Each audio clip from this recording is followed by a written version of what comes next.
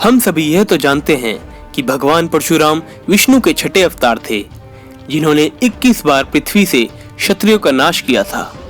लेकिन क्या आप जानते हैं, महाभारत के समय भी परशुराम जी का महत्वपूर्ण योगदान था। और तो और उन्होंने 3 महान योद्धाओं भीष्म, द्रोणाचार्य और कर्ण को शिक्षा प्रदान की थी। लेकिन एक दिन उनका अपने ही शिष्य भीष्म पितामह से भयंकर युद्ध आखिर क्यों हुआ, क्या थी इसके पीछे की असली वजह, आज की इस वीडियो में यही जानेंगे।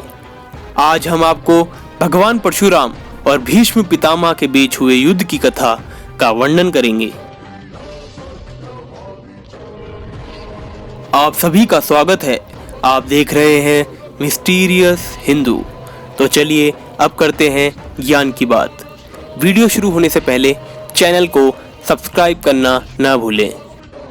भीष्म राजा शांतनु और मां गंगा के पुत्र थे, जिन्होंने आजीवन विवाह न करने की प्रतिज्ञा ली थी।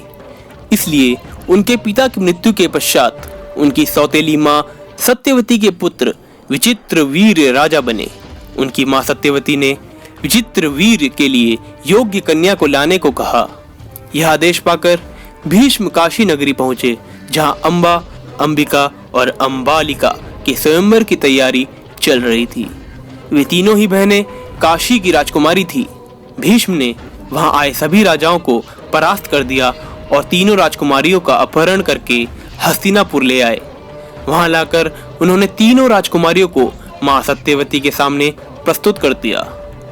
तब राजकुमारी अम्बा ने भीष्म के सामने याचना की कि वह सौबल देश के राजा शाल्व से प्रेम करती हैं और वे भी उससे प्रेम करते हैं। यह सुनकर भीष्म ने अम्बा को राजा शाल्व के पास भेज दिया। अम्बा राजा शाल्व के पास गई और स्वयं को पत्नी रूप में स्वीकार करने को कहा। चूंकि भीष्म भरी सभा से राजा शाल्व को परास्त कर राजकुमारी अम्बा को हर कर ले गए थे, इसलिए उन्होंने अम्बा को पत्नी रूप में स्वीकार करने से मना कर दिया। निराश होकर अम्बा वापस हस्तिनापुर लौट आई और राजा विचित्रवीर्य के सामने विवाह का प्रस्ताव रखा। तब राजा विचित्रवीर्य ने भी उससे विवाह करने से मना कर दिया। हताश अम्बा ने भीष्म से विवाह करने का प्रस्ताव रखा, लेकिन भीष्म ने अपनी प्रतिज्ञा याद दिलाते हुए उससे विवाह करने से मना कर दिया।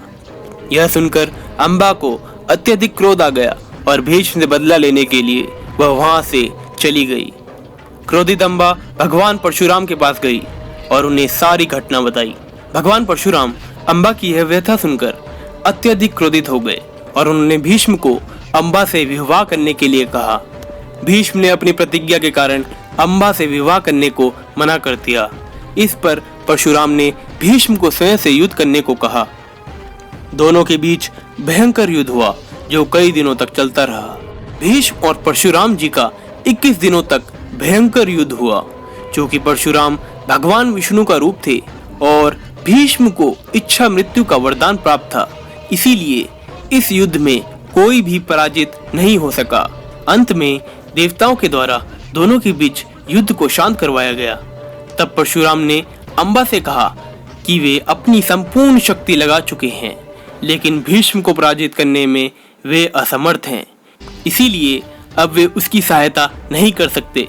निराश अम्बा ने भगवान शिव की कठोर तपस्या की और उनसे वरदान मांगा कि भविष्य में वह भीष्म की मृत्यु का कारण बने।